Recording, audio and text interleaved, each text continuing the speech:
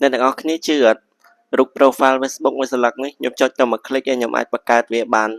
ដោយមានភាពតាក់ទាញបែបនេះដោយមិនចាំបាច់ប្រើកម្មវិធី edit អីញ៉ៃៗឯណោះគ្នាអញ្ចឹងដើម្បីធ្វើវាបានអ្នកគ្នា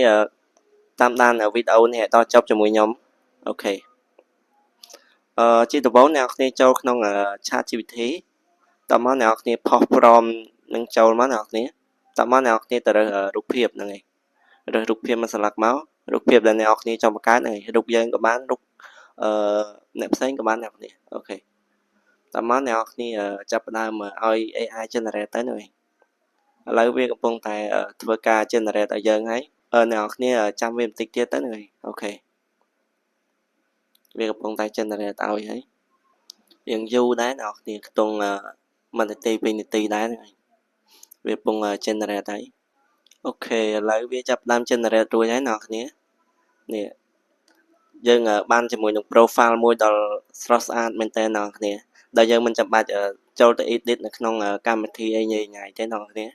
យើងប្រើតែ AI មកមុខគត់ហើយនឹងទៅ save prompt ផុសចូលទៅអ្នកគ្នាហ្នឹងឯងទៅ save prompt ផុសចូលទៅវាធ្វើការបង្កើតឲ្យយើងបានហើយអ្នកគ្នា